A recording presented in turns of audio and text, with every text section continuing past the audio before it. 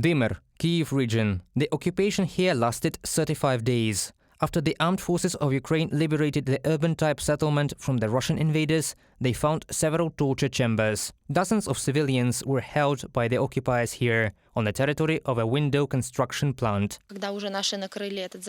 When the Ukrainian defenders had already come to this plant, a man who had worked as a security guard there before, he knew that there were people in the basement, so he broke the lock, freed the captives' arms and legs and said, "Run away." Then a young guy ran up to us. The Russian invaders had broken his hands. They tortured him. They hadn't given him any food. He was exhausted. He was scared. And he could run to us here. And it's 4 or 5 kilometers. Olha stayed in Dimir during the occupation and helped treat the wounded people at the local hospital. She recalls that during the first weeks of the war, a 14-year-old girl was hospitalized. Her father and stepmother had been killed at a checkpoint by Russian military while they were trying to leave Dimir. Her grandfather had been seriously wounded, and the girl, covered in blood, was brought to the doctors by a priest who had found the child on the roadside. They started firing with the assault rifles, tanks, then they got out of the tanks. A child's grandfather was covering Darya with himself, that is, in front of their eyes. They'd killed her dad and stepmother right in the car. And then a grandpa threw the girl out of it and covered her with himself, then said, "Crawl away." And as she was crawling away, the Russian occupiers were shooting at her and saying that she was their target. That is, they shot her arms, her legs. Darya just crawled along the sidewalk like that, and they were making fun of her. Murders, tortures, captivity of hundreds of civilians in the Kyiv region, mass burials in the Kharkiv region, all these are signs of the genocide, experts say.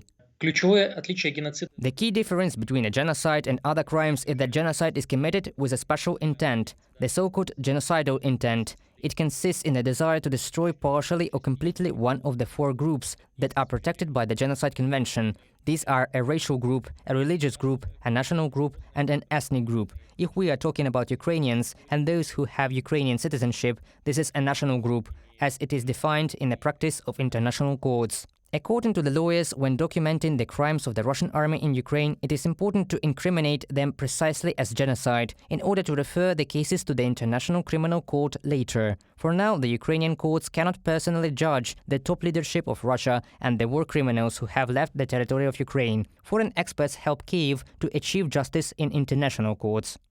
When we were working on our report, we collected data that 180,000 Ukrainian children had been forcibly taken to Russia and dispersed throughout the country, though that they could not unite as representatives of one group. We have heard of the cases where the Russian soldiers were ordered to, exactly in these words, rape Nazis, so that they would not give birth to Ukrainian children anymore. Azim Ibrahim, director of special initiatives at the New Lines Institute, from an article on the Voice of America website. The fact that the Russian army, at the suggestion of the propagandists and the Kremlin elite, is committing genocide in Ukraine is also stated in other democratic countries of the world.